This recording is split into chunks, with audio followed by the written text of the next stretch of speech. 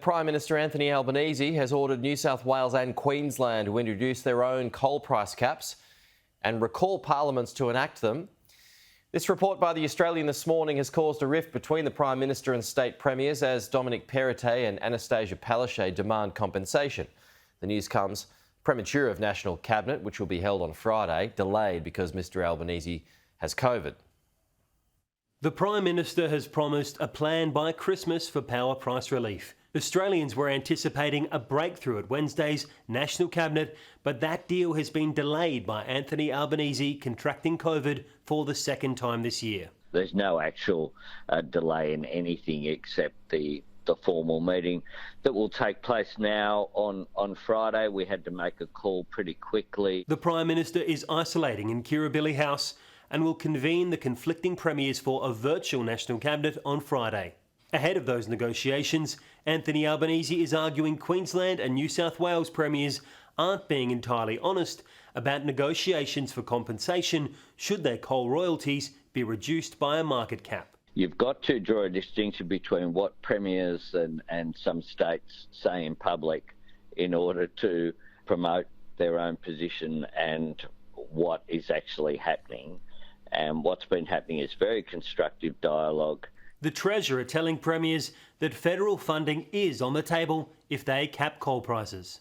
If that requires the Commonwealth to come to the table with a sensible contribution to that outcome, then obviously we're prepared to discuss that. The opposition is urging the Prime Minister to reconsider delaying the meeting 48 hours, pointing to the millions of Australians who've worked from home after contracting COVID. A Prime Minister who said he wasn't going to waste a day has wasted 6 months running around in circles, flying kites, annoying the states, with a complete lack of clarity, not having anyone understand where he was going, now cancelling National Cabinet meetings or pushing them back. Well, to be fair, he got COVID and it's pushed back 2 days. I mean, he's been doing media this morning.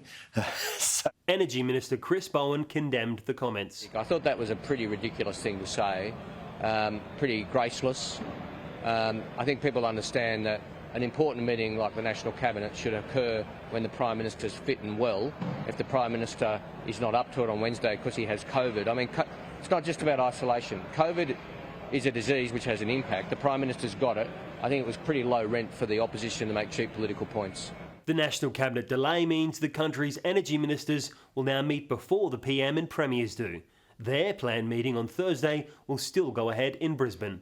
The opposition is sitting on the fence on whether the state should be compensated for lost royalties, wanting to see the government's plan first.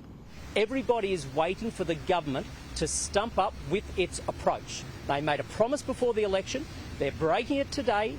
We're waiting for them to respond. Once they respond with substance, indeed they will get a substantive answer from the opposition. Joel Phillips, Sky News, Canberra.